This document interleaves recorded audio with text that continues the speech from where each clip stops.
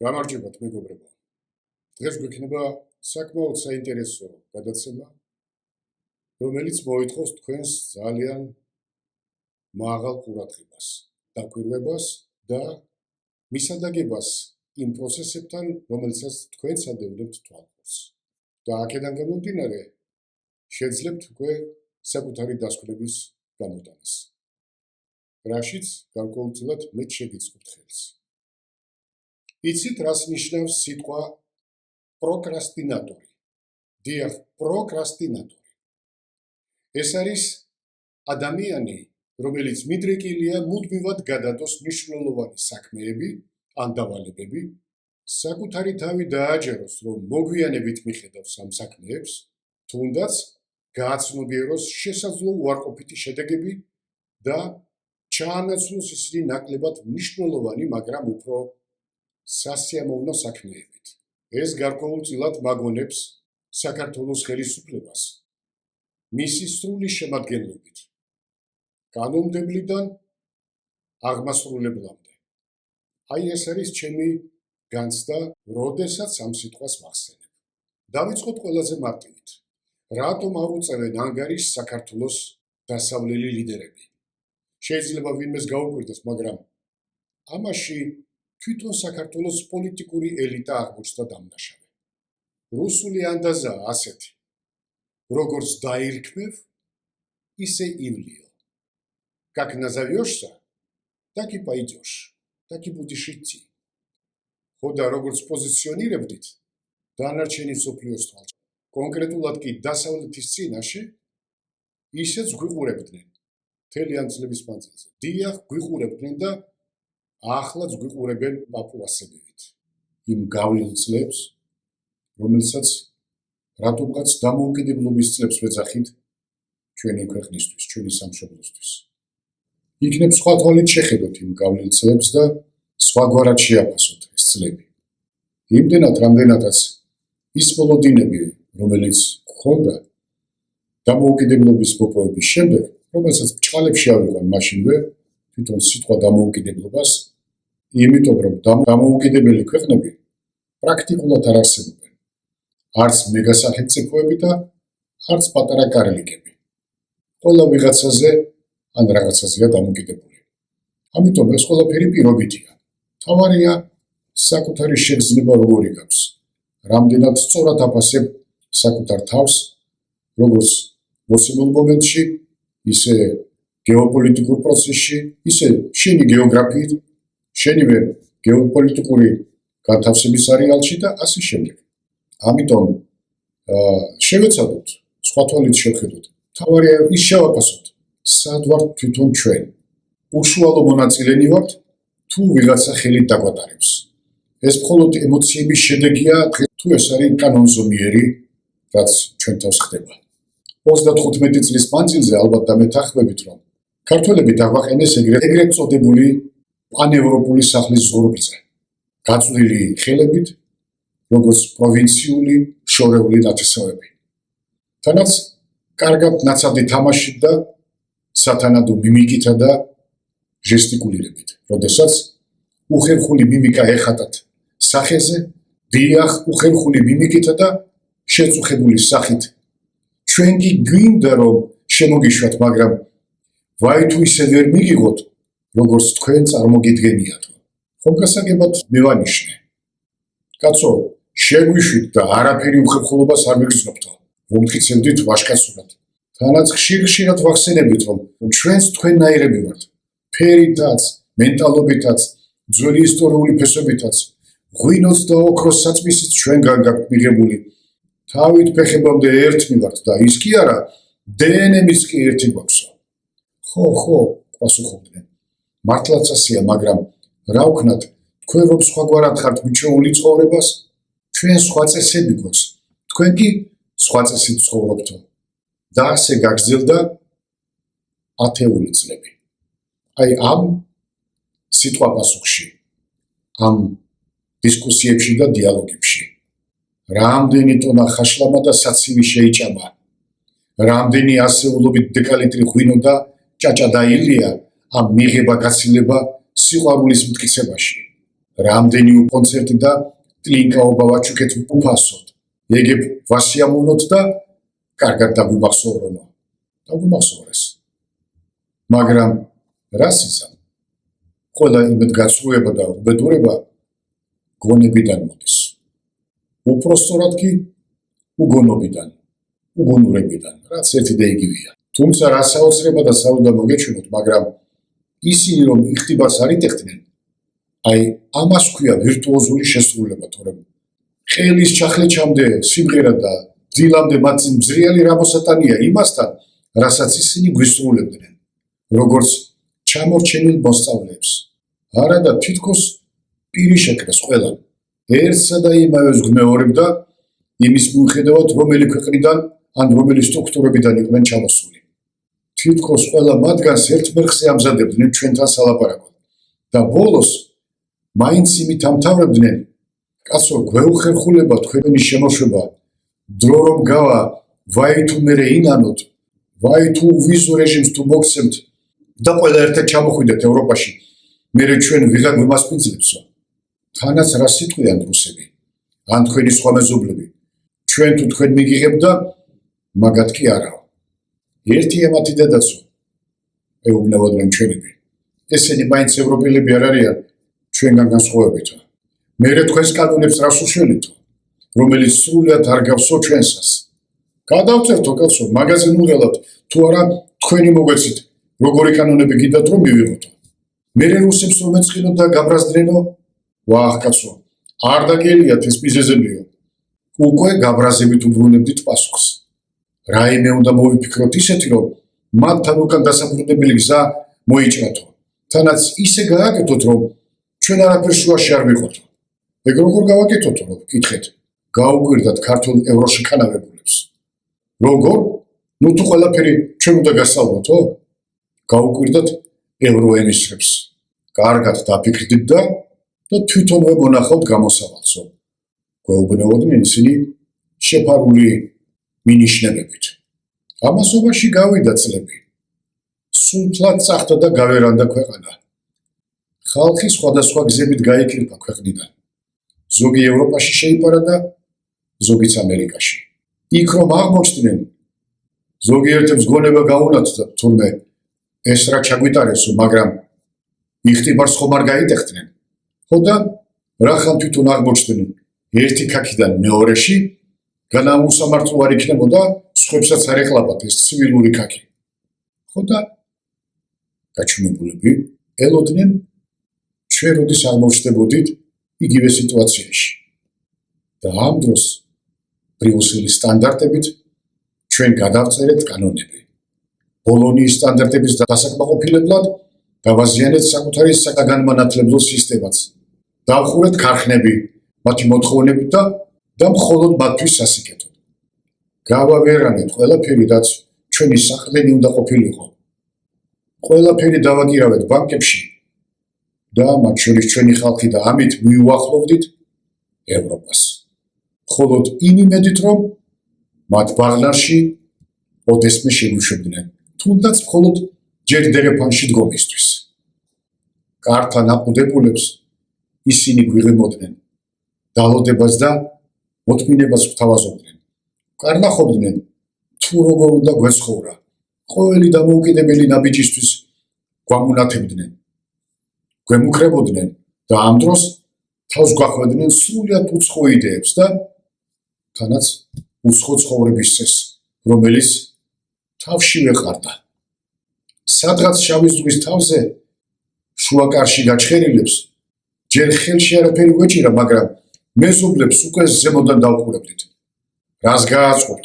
ჩვენ ხომ ევროპელები ვართ, ამიტომ სახლში ბრუნდებითო. იმათაც ხო, დაბრუნდითო. აი ასე ერთბაშად ყველაფერზე ვთქვი თუ არის. ჩვენს კავკასიურ ჯიშზე, ჩვენს წარსულზე, ამ მატრაკვეცობით მეზობელი არ დაგვრჩა, ვინც ჯერ კიდევ პატივს გვცემს.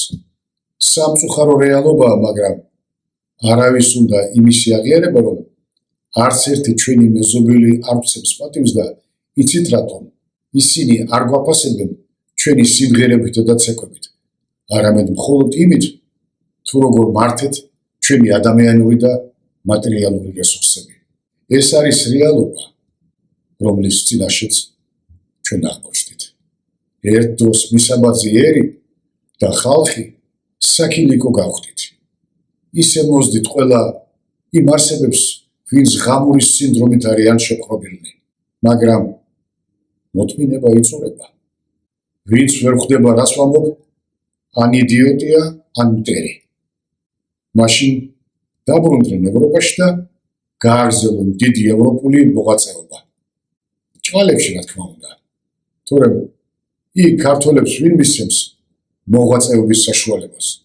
ისე ვინმეს რამე გამობანოს, რამე გაუსუფთავოს, დაურეცხოს და დაულაგოს, ეგ კი ბატონო, მაგრამ მოღვაწეობაზე ბოდიში მომიხდია.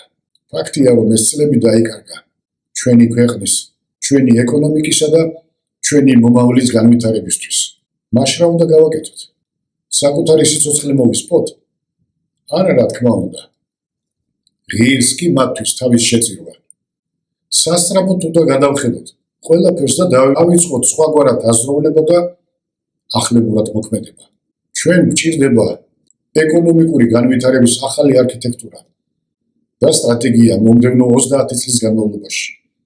ეს უნდა იყოს გადარჩენისა და განვითარების ეროვნული დოქტრინა ერთდროულად. იქნებ კიდევ არის შესაძლებელი ნაქარხნალზე ან ნაფაბრიკალზე რაიმე საგება. თუ ასეთი მიდგომით არ შევეჭიდეთ რეალობას, ჩვენ ვერავინ და ვერაფერი გადავარჩენს.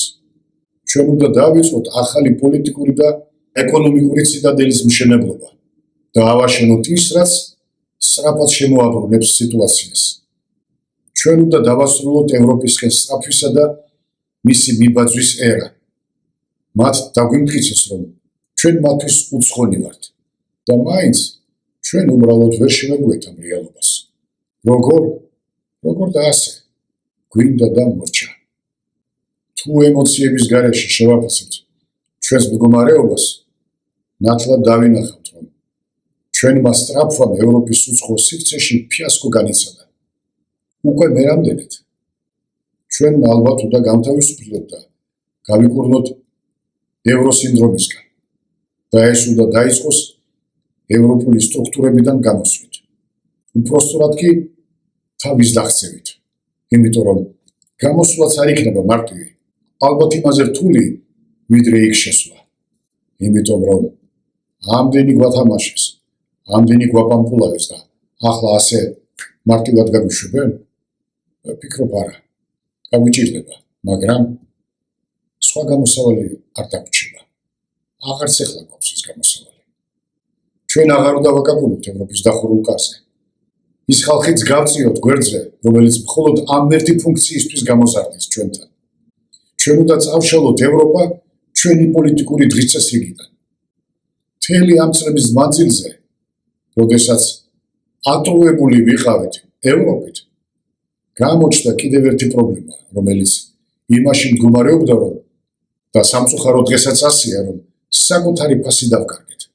თუ შენ არ აფასებ საკუთარ თავს, საკუთარ ისტორიას და მომავალს, რატომ გაერჯება სხვა? ჩვენი ეროვნული ტრაგედია იმაში მდგომარეობს, რომ ერთი გონიერი კაცი არ აღმოჩნდა ხელისუფლებაში, რომელიც გააღვიძებდა ჩვენს ეროვნულ სიბრძნეს და ღირსებას, რათა შეეჩერებინა ეს უბედურება, რომელსაც ჰქვია გაევროპელობის ფსიქოზი და მათთვის სახარჯი მასალა. დიახ, ჩვენ ვიყავით და ვრჩებით მათ სახარჯ მასალად, მაგრამ თლად მათაც არ გაუმართლათ. უნდა გავითავისოთ, რომ ჩვენ ვკეტავთ ამ გასასვლელს. ყველა, ვინც იქ შესვლას ცდილობს, უნდა ჩავთვირთოთ ბარჟებზე და აფრიკელი სტოლვილებივით გავამგზავროთ ევროკავშირის სანაპიროებისკენ. და შემდეგ კი ჩვენი ისტორიის ეს გვერდი უბრალოდ გადავფუძნოთ. დიახ, ეს მკაცრი მიდგომაა, მაგრამ სხვა გზა უბრალოდ არ არსებობს. მრავალი ექსპერიმენტის შემდეგ, რაც მათ ჩვენს ქვეყანაში ჩაატარეს, მათ კარგად შეისწავლეს როგორც ქართველის, ასევე გაქართველებულების და ზოგადად საქართველოს მოქალაქეების ფსიქოტიპი. მათ კარგად იციან, რომ მხოლოდ ერთმანეთის მიმართ გვაქვს არაჯანსაღი დამოკიდებულება. ქართველები მხოლოდ ქართველების წინ იბხორებიან. აი ისე, როგორც ბატები და ინდაურები, მაგრამ მაშინვე პატარავდებიან, როდესაც დიდ ბიძიას ხედავენ. წარმოგიდგენიათ, რამდენად არის შესწავლილი ქართველის ფსიქოტიპი. ამის ერთი მაგალითია, როდესაც შენ სამშობლოს, შენ სახელმწიფოს დერეფანს დაარქმევენ და შენ ამას არ გააპროტესტებ. არ შეუსწორებ და ადგილზე არ მოსვალ ამ შეურაცხყოფის ავტორს. მაშინ რატომ გიკვირთ დამოკიდებულება შენს მიმართ? დერეფანს არ ესაუბრებიან. დერეფანში დადიან ან დერეფნის გავლით რაიმე დააქვთ. ასე ნავთობისა და გაზის ტრანზიტი უამრავ ქვეყანაში გადის. მაგრამ რატომღაც არავინ არ ჰკადრებს ამ ქვეყნებს, რომ მათ მხოლოდ დერეფნად განიხილავენ და მეტზე პრეტენზია არ უნდა ჰქონდეთ. მაშინ ვინ არიან ამაში დამნაშავენი, ეკითხებით? ის მდაბიო, ეგრეთ წოდებული პოლიტიკოსები, რომლებიც ულმობელი დროის წყალობით პოლიტიკური ცხოვრების ეპიცენტრში აღმოჩნდნენ, თუმცა მათთვის სრულიად შეუფერებელ ადგილზე. აი ეს არის ერთ-ერთი მიზეზი იმისა, რაზეც ვსაუბრობ. კიდევ იმიტომ არ ვსებენ პატივს, რომ მათხოვრის ფსიქოლოგია ამოიკითხეს საქართველოს მოსახლეობის გარკვეულ სეგმენტში. დამარცხებული და ღირსება შელახული ქვეყანა სწრაფად დეგრადირდება. თუ ამ სინდრომს დროულად არ დააღწიე თავი, მერე ვეღარავინ უშველის. ბიძინა, შენ ხომ ეს ყველაფერი იცი და მოდი ამას ყველაფერს სხვა თვალით შევხედოთ. სხვა თვალით შევხედოთ შენს ნამოქმედარს.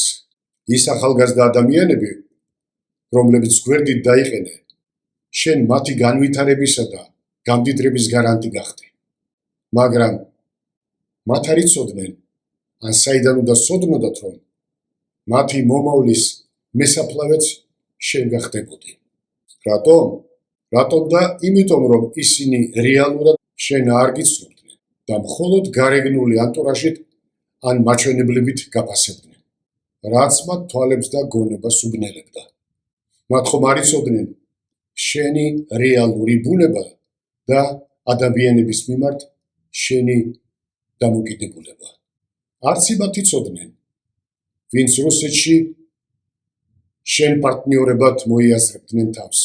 გახსოვს ალბათ 90-იანი წლების დასაწყისში, როგორ ეძახდნენ შენ კოლეგა ბანკირებს მენატებიდან. მართალია არ დაგვიწყნია, მაგრამ მაინც გაგახსენებ. ჭაობის სულებს ეძახდნენ. მხედველობაში მყავს ხადარკოვსკი, ნევზლინი და ლებედევი.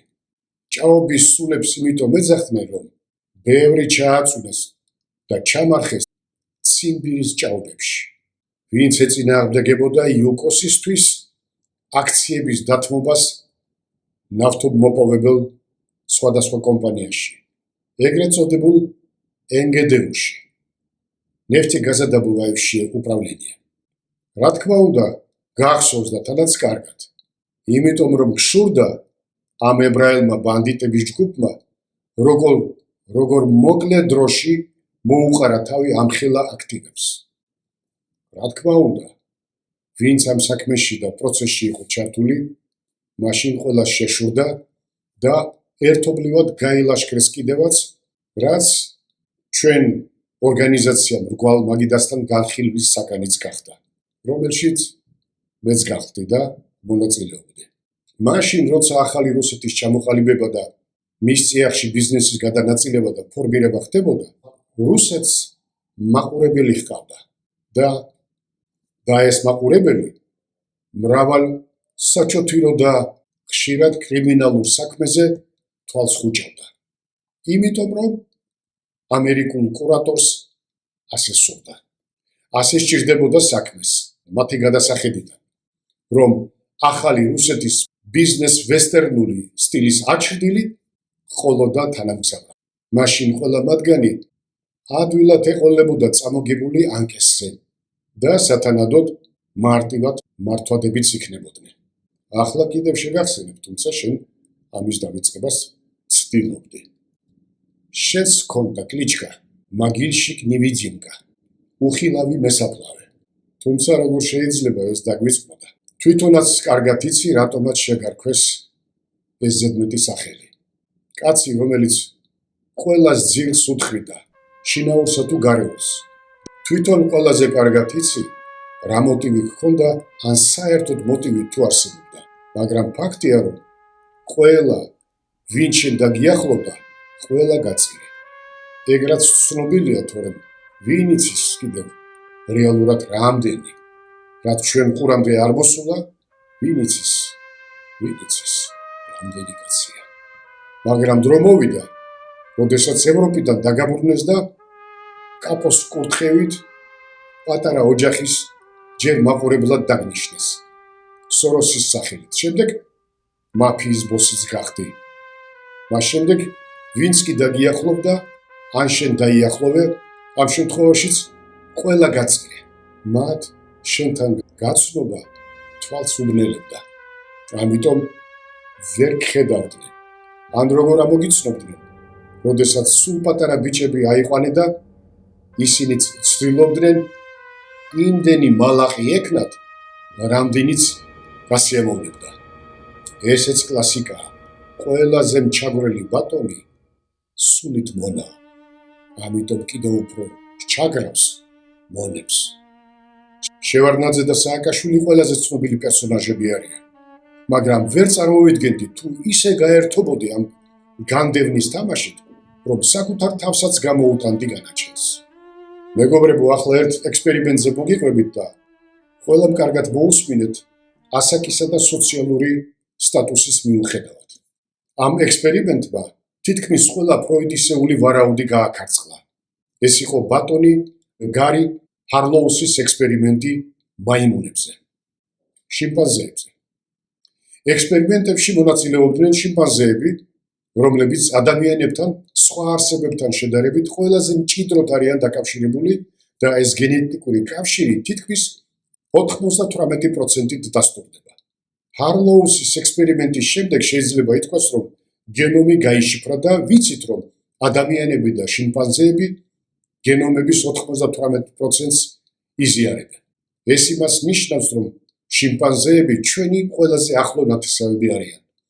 და შესაბამისად, შიმპანზეებზე ექსპერიმენტებში გამოვლენილი მრავალი ასპექტი თამამად შეგვიძლია გამოვიყენოთ ჩვენს რეალობაში. ამგვარად, გარი ჰარლოუმ ჩაატარა ექსპერიმენტი, რათა უარერყო ფროიდის თეზისი, რომ ნებისმიერ ქალს რძიანი ბოთლით ხელში შეუძლია შეცვალოს ბავშვის დედა, რომელიც მას გამოკვებავს. და ჰარლოუმს დაუმტკიცა ფროიდს, რომ ეს ასე არ არის. მან აიყვანა პატარა მაიმუნები, მოაცილა ისინი დედისგან და ცალკე გალიაში მოათავსა. ამ გალიაში ორი მთავარი ნივთი იყო. ერთი იყო მავთულის ჩარჩო, რომელიც მაიმუნის სხეულის კონტურებს წააგავდა, რომელზეც ხელოვნური საკვების ბოთლი იყო მიბმული. მეორე იყო პატარა ჩარჩოს სკამი, დაფარული ხელოვნური ბეწვით, მაიმუნის მსგავსი გრძელი ბეწვით. ასე რომ, ეს შიმპანზეს ბავშვი დედის შემცვლელთან დღის უმეტეს ნაწილს ატარებდა. სკამზე ეხუტებოდა და ისე იჯდა. თითქოს დედასთან კონტაქტის სიმულაციას ასრულებდა. ის სხვა სკამზე გადადიოდა, სადაც როგორც ყოველთვის დღეში რამდენჯერმე ბოთლიდან წოვდა და როდესაც წოვას დაასრულებდა, ისევ სკამს უბრუნდებოდა, თითქოს დედასთან იყო. გარკვეული დროის შემდეგ ექსპერიმენტატორებმა ბოთლით სკამი გამოიტანეს. სანამ ბავშვს ეძინა, როდესაც მოშივდა და რძის წყაროს ძებნა დაიწყო, ვერ იპოვა. მან უკმაყოფილოდ იწრიალა, იწუწულა, იტირა, მაგრამ ისევ დედის სკამს დაუბრუნდა და აზვრა. ამიტომ ექიმმა სკამი ხელოვნური რძის ბოთლით დააბრუნა და როდესაც ის რძით სავსე ბოთლს გააფთრებული დაეწაფა, ექსპერიმენტის ავტორებმა ბეწვიანი სკამი გაიტანეს. და როდესაც პატარა შიმპო რძის სწოვის შემდეგ უკან დაბრუნდა, აღმოაჩინა, რომ დედის სკამი გაქრა. მას რაღაც წარმოუდგენელი აშლილობა დაემართა. პირველ რიგში ის ძალიან დიდხანს ვერ დამშვიდა. ის გალიიდან სწრაფად გავარდა. იატაკზე დაეცა, დაგორავდა, საკუთარი თავი დაკბინა, ფაქტობრივად გაუთავებლად ტიროდა მთელი დღის განმავლობაში. რამდენიმე საათი ისე ტიროდა, რომ არ გაჩერებულა. შემდეგ ის ისევ დაბრუნდა. რამდენიმე დღის განმავლობაში ის ემოციურ აშლილობაში იმყოფებოდა, მაგრამ რზე განუწყვეტლივ მოდიოდა. მისთვის ძალიან ადვილი ჩანდა მისი წოვა. შემდეგ კი ფაქტობრივად ისეთ მდგომარეობაში შევიდა, რომელსაც მეცნიერები აუტისტურ მდგომარეობას უწოდებენ. ანუ ის იქიჯდა, ქანაობდა, თავს ეხუტებოდა, ქანაობდა და თავს უთყავდა გალიის გისოსებს. ის საკმაოდ დიდი ხნის განმავლობაში, რეალურად რამდენიმე დღის განმავლობაში უარს ამბობდა საჭმელზე. შემდეგ ჭამა ისევ დაიწყო. ის ძალიან რთულ და ემოციურ მდგომარეობაში იმყოფებოდა, ამიტომ ცვლიდა გადაწყვეტილებებს.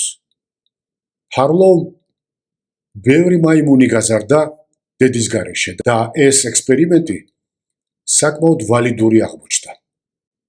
მათი წამოზრდის შემდეგ მან ისინი ფარაში დააბრუნა და დააკვირდა, თუ როგორ ადაპტირდნენ ისინი თანატოლებთან, რომლებსაც დედები ჰყავდათ. როდესაც ისინი ფარაში დააბრუნეს, მან აღმოაჩინა, რომ ყველა მაიმუნი, რომელიც ამ გზით დედის გარეშე ასეთ ხელოვნურ მკაცრ კვებაზე გაიზარდა, ყველას ჰქონდა გარკვეული მახასიათებლები. მათი პირველი მახასიათებელი ის იყო, რომ ისინი ყოველთვის უცხონი იყვნენ ფარაში. ისინი პრაქტიკულად აღმოჩნდნენ არამეგობრულ გარემოში, იზოლირებულნი, უარყოფილნი და იყვნენ არასასურველნი დანარჩენებისთვის. ამიტომ ბოლოს უახლოვდებოდნენ საკვების თასს, რათა არ გაეღიზიანებინათ დანარჩენები. ისინი მათგან სრულიად გარიყული აღმოჩნდნენ. ყველა სხვა მათი ნათესავი შიმპანზე უბრალოდ თავს არიდებდა მათ. რამე ხობარ გეცნობათ მათ ქმედებასა და ადამიანების საზოგადოებაში. თუმცა რა გასაკვირია, ისინი ხომ 98%-ით ჩვენი ნათესავები არიან. დიახ. ამიტომ არც უნდა გიკვირდეთ. ანუ ეს ჩვენ საერთო პათოლოგიად შეიძლება ჩაითვალოს. კარგი. ფარაში შეყვანილ ამ მაიმუნებს როგორც წესი ან თავს არიდებდნენ, ან უგულებელყოფდნენ. პირველი ნიშანი ის იყო, რომ ეს შიმპანზეები გამოირჩეოდნენ გაზრდილი, უჩვეულო სისასტიკით. როგორც წესი ეს სახეობა არასდროს კლავს რაიმეს გასართობად. მაგრამ ეს ინდივიდები, რომელსაც აგრესია ჰქონდა თავის ნათესავებთან, რატომღაც დაიწყეს გასართობად სხვა სახეობების მოკლა. თუ ისინი ხელში ჩაიგდებდნენ უფრო პატარა არსებას, როგორიც თაგვია ან მწერი, ისინი საათობით აწამებდნენ მათ, ფეხებს აჭრიდნენ და უყურებდნენ, თუ როგორ ცდილობდა ეს არსება, თუ ცხოველი გაქცევას, თავის დაღწევას, მათ მრავალი ფორმით აწამებდნენ, თითქოს ამის დემონსტრირებას ახდენდნენ ამ გარიყული შიმპანზეების დასანახად. მესამე ნიშანი, რომელიც მათთვის დამახასიათებელი უნდა ყოფილიყო, მაგრამ მათ არ ესმოდათ სექსუალური ქცევის საფუძვლები. ანუ სქესობრივი მომწიფების პერიოდში მამრებს წარმოდგენა არ ჰქონდათ, თუ როგორ უნდა მიახლოვებოდნენ მდედრს, ან რომელი მხრიდან, ხოლო მდედრებს წარმოდგენა არ ჰქონდათ, როგორ შეხედონ მამრს. ისინი ასევე არ ავლენდნენ მამრის და მდედრის როლის თამაშის ნიშნებს, რაც დამახასიათებელია ამ სახეობისთვის. და მეოთხე, როდესაც ჰარლოუმ საბოლოოდ ხელოვნურად გაანაყოფიერა ისინი, რადგან ეს ბუნებრივად არ მოხდებოდა და ხელოვნურად განაყოფიერების შემდეგ, როდესაც მათ გააჩინეს თავისი ნაშიერები, რეალურად ამ მდედრებიდან არც ერთს არ უზრუნია ახალშობილ ნაშიერზე. ანუ სრული იგნორირება მოახდინეს მათი. ეს არის ჰარლოუს ექსპერიმენტი, რომელმაც მაშინვე ბევრი რამ გვასწავლა. თუ დედა და შვილი ბუნებაში დაშორდებიან ერთმანეთს, ისინი მეორე თაობაში გადაშენდებიან. წარმოიდგინეთ? დიახ, ანუ როდესაც დედა და შვილი ველურ ბუნებაში დაშორდებიან ერთმანეთს, ეს სახეობა წყვეტს არსებობას. ამიტომ გამრავლების ეს ინსტინქტები ძალიან მყარად არის ფესვგადგმული. ყველა ამ სახეობისთვის მათ ნაშიერებზე ადეკვატური ზრუნვა ბუნების ძლიერი ინსტინქტური პროგრამაა. რა უნდა გააკეთოს დედამ იმისათვის, რომ მისი შვილები ჯანმრთელად და ჯანსაღად გაიზარდონ და სახეობის სხვა წევრებს სიცოცხლე მიანიჭონ. ნებისმიერმა ვეტერინარმა ან კურდღლების მომშენებელმა იცის თავარი. არ გამოაცალკევოთ შვილები დედისგან. რაც შეიძლება დიდხანს შეინარჩუნოთ, ისინი ერთად. და ეს არის სახეობის გადარჩენის ფუნდამენტური პირობა. წინააღმდეგ შემთხვევაში ქცევის ყველა სოციალური ასპექტი ირღვევა. მშობელ-შვილის ურთიერთობების ბუნებრივი ნიმუშები ირღვევა და სულ ესაა სახეობა გადაშენდება. ხედავთ რა? ჰარლოუს ექსპერიმენტებმა ეს დაამტკიცა და ერთდროულად უარყო ფროიდის მოსაზრება, რომ რძის ნებისმიერ ბოთლს შეუძლია მშობლის ჩანაცვლება. თურმე არა. არ არის ასე საქმე. მოდით დაუბრუნდეთ საქართველოს და მე დაგისვამთ კითხვას. იცით რამდენი 25-დან 45 წლამდე ასაკის დედაა საქართველოს გარეთ გასული, რომელიც ეძებს საზრდოს და პურის ნაჭერს, რათა შვილებისთვის გამოაგზავნოს საქართველოში. ემიგრანტებს შორის ამ ასაკის მინიმუმ 300,000 ქალია გასული ქვეყნიდან. ეს კატასტროფაა, მეგობრებო. ეს ეროვნული კატასტროფაა. და ჩვენ უნდა გვესმოდეს, რომ უნდა ასევე ავიღოთ მინიმუმ ამდენივე ბავშვი, რომლებიც ამ დედების გარეშე გაიზარდნენ, ან ჯერ კიდევ იზრდებიან. ასე რომ იმ პროტესტებზე, რომელიც უკვე 2 წელია გრძელდება, სწორედ იმ ქალების შვილებიც არიან, რომლებიც ქვეყნიდან ემიგრაციაში არიან გადახვეწილი თავიანთი შვილებისა და ოჯახების გადასარჩენად. და როდესაც ისინი დარწმუნდებიან, რომ მშვიდობიანი პროტესტებით ვერ მიაღწევენ საწადელს, მაშინ ისინი სხვა ქმედებებზეც გადავლენ და ალბათ ხვდებით, რასაც გულისხმობ. ახლა შენ დაგიბრუნდები, ბატონო ბიძინა. შენ ეს ექსპერიმენტი ქართულ ხალხზე ჩაატარე ბოლო 13 წლის მანძილზე. მანამდე თითქმის 9 წელი სხვა ექსპერიმენტს ატარებდი და როგორც ყოველთვის კულისებიდან. მაგრამ ყველაფერი ოდესღაც სრულდება. შენ შეიძლება ვეღარ ამჩნევ, მაგრამ ქართული საზოგადოების აზრის ფორმირებას ვეღარ ახდენ. შენი ზეგავლენა უკვე მინიმალურია. პრაქტიკულად პლინტუსამდეა დასული.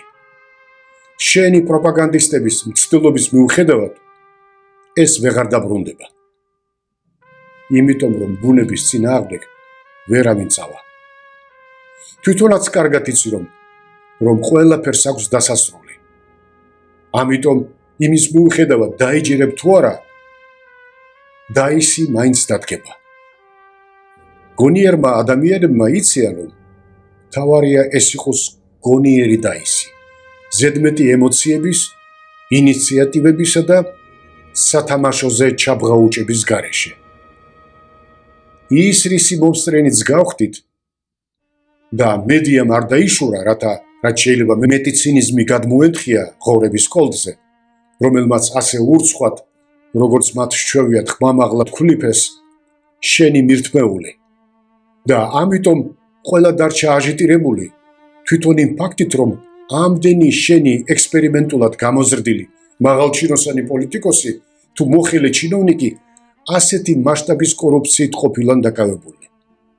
და ეს როდის? მაშინ, როდესაც ქვეყანა სანქციების ქვეშ არის, როდესაც გრანდიოზული და ჯერ არ ნახული საფრთხე გვემუქრება.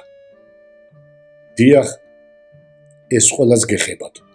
ჩვენი სახელმწიფოებრიობის ყოფნა არ ყოფნის საკითხი დგას.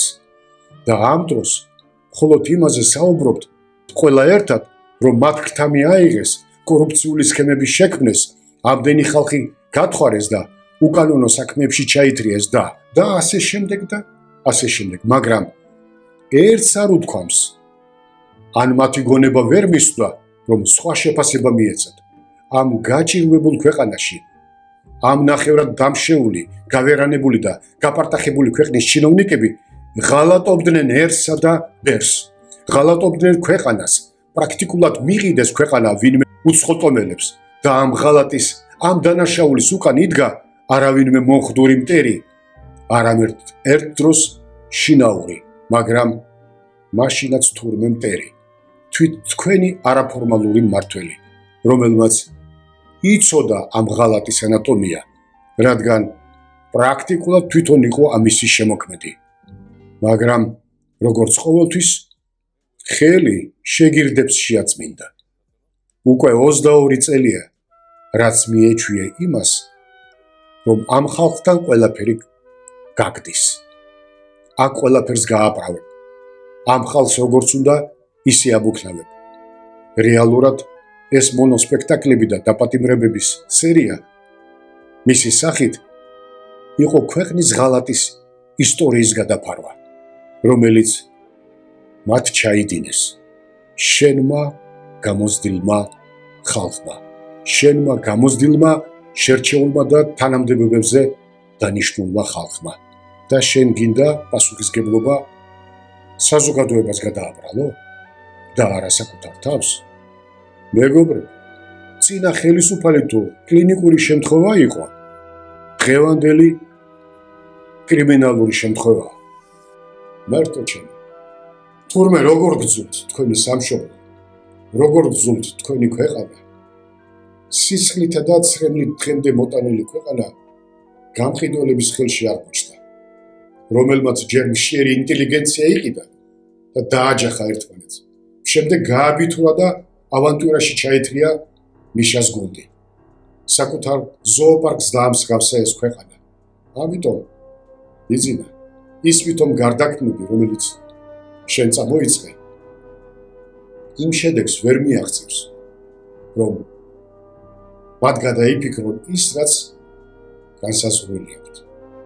იმის მაგივრად რეალური ეკონომიკა შეგექმნა, არაბები, თურქები და სპარსელები შემოიყვანა, რომ მსხვილობითი უნარიანობა გაგეზარდა ქვეყანაში, მაგრამ შედეგზე არ გიფიქრია. და თუ გიფიქრია, რატომ ვერ ვხედავთ ამ პროექტის რეალურ სახეს და საფუძველს? ისევ მამაძაღლობით გინდა გაიხანგრძლივოს სიდიადე. ეკონომიკა როგორც არ ქონდა, ისევე არ ზღვებულქრება. უსაფრთხოების ძალები, რომლებიც ოდესღაც გაერთიანებული ძალა იყვნენ, ახლა ერთმანეთს დაუწყებენ დაჭმას, რადგან ნდობის ხარისხი ნულის ტოლია. არ გაგიკვირდეთ, თუ შეიარაღებულ ძალებში გაიზრდება უნდობლობა და ანტაგონიზმი ხელისუფლებისა და ზოგადად პოლიტიკური ელიტის მისამართით.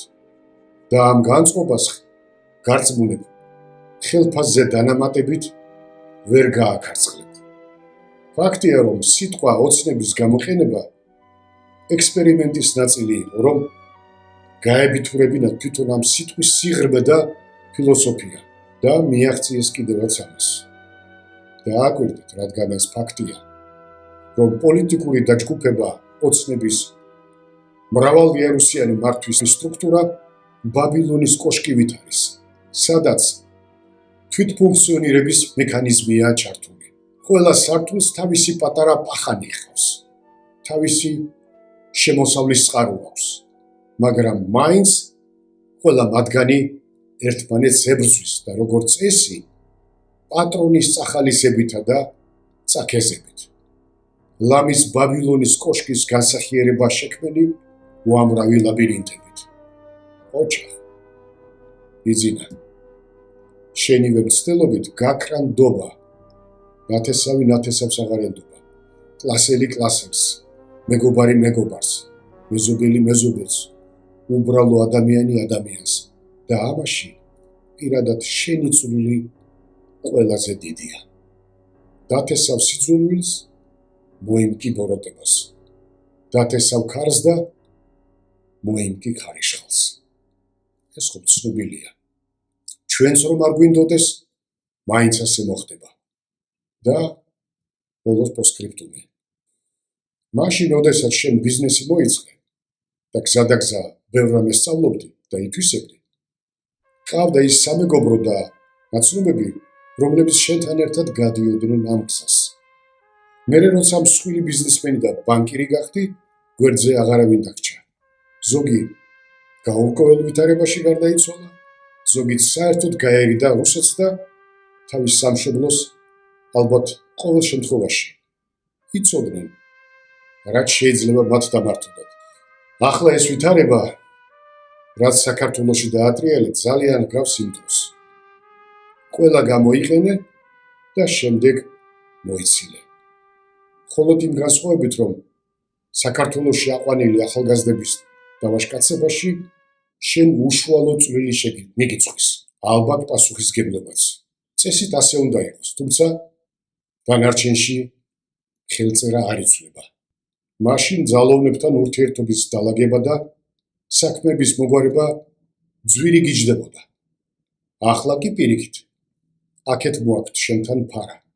შენ უკვე იმაზე ეჭვიანობ, რომ ისინი შენთვის არ გაწირავენ თავს. რაც გასაკვირი არ უნდა იყოს. შენი აქტიურობით შთაბეჭდილება იქმნება, რომ შენი ქმედებები ეს არის ამაღლება სრული კრახის წინ. რაც არ მიგვირს, იმიტომ რომ გამჭირახი ჭკურის კაცი ხარ, მაგრამ არა ქვეყნის სასიკეთოდ. მადლობა მეგობრებო, რომ ყურადღებით უსმინეთ და უყურეთ ამ გადაცემას, რომ შეძელით და გამოიტანეთ თქვენი წინასწარი დასკვნები, მაგრამ შემდეგ დასკვნებს უფრო შვიდ ვითარებაში კიდევ ერთხელ გააკეთებთ. შეიძლება კიდევ ერთხელ ნახოთ, თქვენს მეგობრებსაც გაუზიაროთ, რომ მათაც ჰქონდეთ ჩამოყალიბებული საკუთარი აზრი ამ ყველაფერზე, რაზეც ვისაუბრე. მე მინდა გისურვოთ ყველაფერი საუკეთესო და ამ წელს რაღაცა სიკეთე მაინც მოეტანოს ჩვენი ქვეყნისთვის, ჩვენი ხალხისთვის, ჩვენი ერისთვის. ისედაც უმცირესობაში დავრჩით და იქნებ ვიღაცა მითავოს ამ ხალხის უკან როგორმე შემოbrunება. აი რას ვინატრებდი მე, რომ საქართველოში პირველ რიგში ქართველები ცხოვრობდნენ, ყოველ შემთხვევაში უმრავლესობაში მაინც. კარგად მენახეთ და ყველაფერს საუკეთესოს გისურვებთ. ნახვამდის. მომავალ შეხვედრამდე.